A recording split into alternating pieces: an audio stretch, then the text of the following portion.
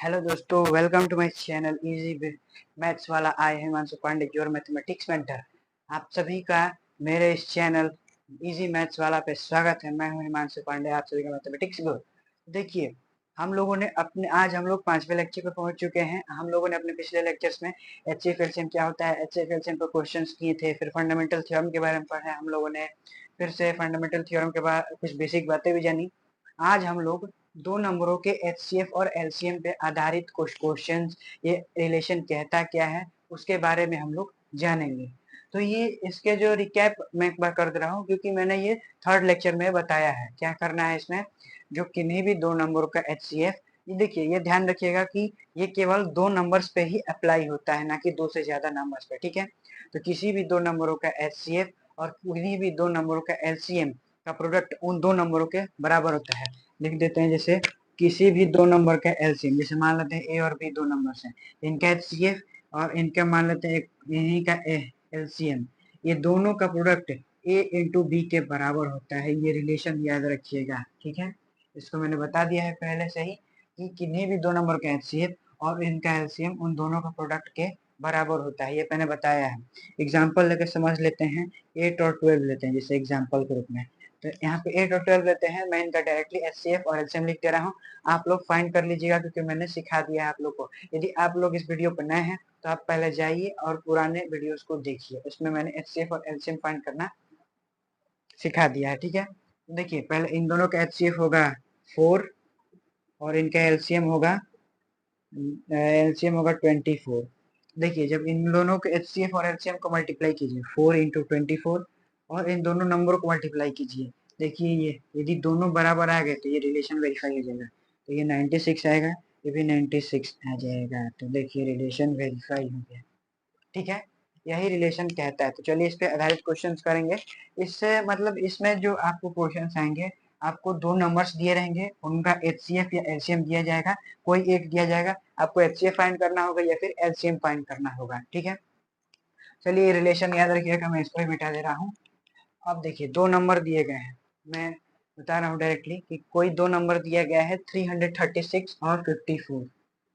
336 और 54 ये दो नंबर्स हैं, और एचसीएफ ऑफ 336 और 54 का एचसीएफ दिया गया है 6, ठीक है।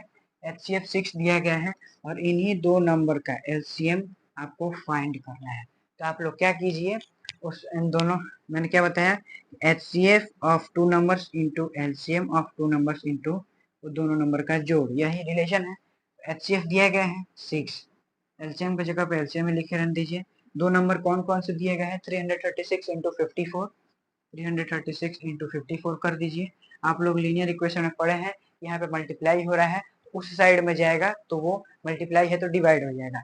यहाँ पे एलसीएम फाइंड करने के लिए आप लोग ये मत कीजिएगा कि एलसीएम निकालने के लिए फैक्टराइज करने लगेगा, फिर कॉमन निकालिएगा, फिर उनका हाईएस्ट पावर ढूंढिएगा। इसमें अब नहीं करना है। जब दो नंबर दिया गया है, या फिर उन दोनों नंबरों का कोई एलसीएम है या फिर एचसीएफ, दोनों में से कोई भी दिया गया है और दूसरा फाइंड करना है, तो आप लोग इसी रिलेशन को अप्लाई कीजिएगा। इसमें एलसीएम फाइंड करना है। देखिए, यहाँ पे 336 से रहने दीजिए, 336 इंटू 54, यहाँ पे मल्टीप्लाई किया गया है। तो आप लोग, ये जनरल सी बात है, यहाँ पे मल्टीप्लाई है तो इधर जाकर डिवाइड हो जाएगा दूसरे साइड में। यहाँ पे 6 है, यहाँ से ये कट जाएगा 9 टाइम्स में, इसका एलसीएम होगा 9 6 या 54 का 4, 5 कैरी, 9 3 7 27, 5 32 का 2, 3 यहाँ कैरी, 9 3 27, 3024 इसका एलसीएम होगा, ठीक है। ऐसे ही आप लोग को इससे संबंधित क्वेश्चंस करने हैं और आपको एचसीएफ या फिर एलसीएम फाइंड करना है। अब देखिए, चलिए एक और क्वेश्चन करते हैं। जैसे देखिए, ये तो हो गया, ये क्वेश्चन साथ में लिखे हैं तो ठीक है, नहीं लिखे हैं तो नोट्स में दिए गए हैं, आप लोग वहां से लिख लीजिए। आप लोग बताइए, स्मॉलेस्ट प्राइम नंबर और स्मॉलेस्ट कंपोजिट नंबर का एचसीएफ क्या होता है। स्मॉलेस्ट प्राइम नंबर और कंपोजिट नंबर के HCF, HCF of smallest prime number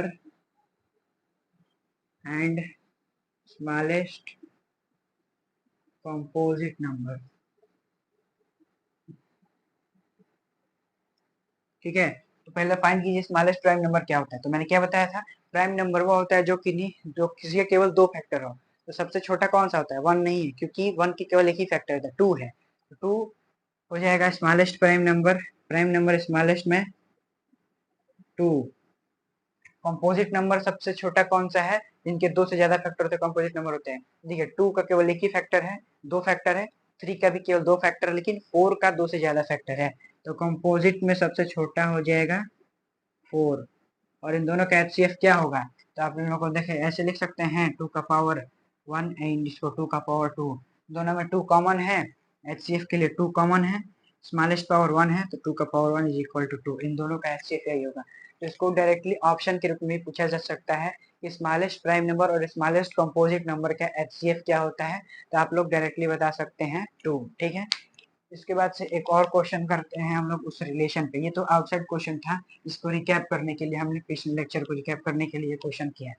इसका बाद एक और क्वेश्चन है, HCF ऑफ 2 नंबर्स एंड 936। देखिए दो नंबर का HCF ऑफ ए और बी 9 है, और LCM ऑफ ए और बी हम लोग यहाँ पे सपोज कर रहे हैं, ए और बी मान रहे हैं कि कोई 2 नंबर्स हैं। ठीक है, तो देखिए 9 है और दूसरा 36 है, 36 है।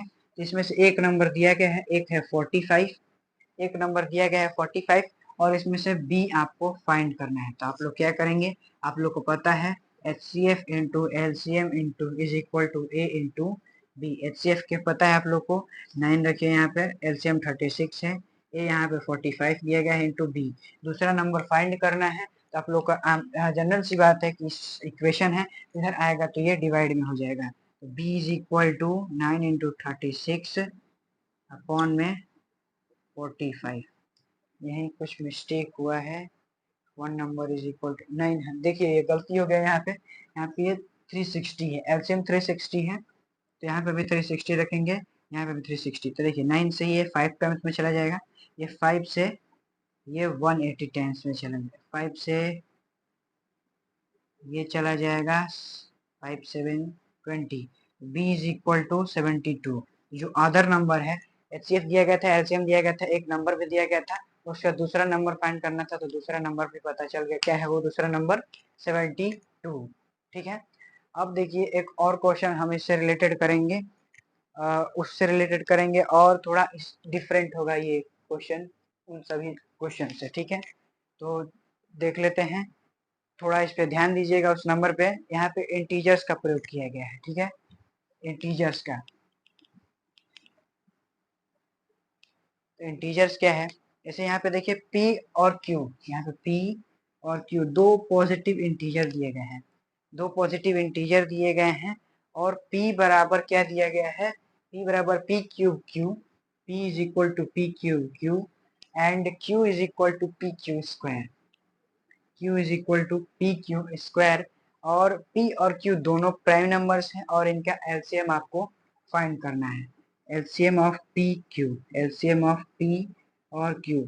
यहाँ पे बस P और Q माना है, एक प्रकार से मानिए आप लोग, ये दोनों कोई नंबर ही है, इंटीजर ही है। ठीक है, ये दोनों कोई नंबर ही है, P और Q, जिसकी वैल्यू, जैसे यहाँ पे दो नंबर 8 और 12 दिया जा रहा था, 12 और 24 दिया जाता था, चाहे कोई नंबर दिया जाता था, यहाँ पे पोलिनोमियल दिया गया है, तो एक ना P क्यूब Q है, एक P क्यूब स्क्वायर है। आप लोग करना क्या है, LCM निकालना है P Q का, इनको फैक्टराइज कीजिए, फैक्टराइज करने आ जाएगा। जैसे देखिए P क्यूब Q है, तो यहाँ पे P क्यूब इंटू Q का पावर 1 हो जाएगा, ये P का पावर 1 इंटू Q का पावर 2 हो जाएगा।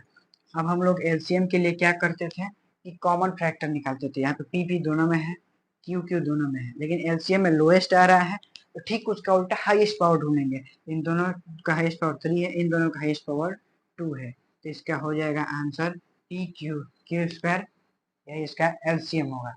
तो देखिए इतना हम लोग हो गया। अब इतने वीडियो में जो भी क्वेश्चंस कराएं, फिर जो भी डाउट रह गया होगा, तो आप लोग कमेंट सेक्शन में जरूर लिखिएगा। कोई आउटसाइड क्वेश्चंस भी पूछना होगा तो आप लोग जरूर पूछ सकते हैं। और आप इस चैनल पे या फिर इस वीडियो पर नए हैं तो चैनल को सब्सक्राइब, वीडियो को लाइक और शेयर जरूर कीजिएगा। Thank you.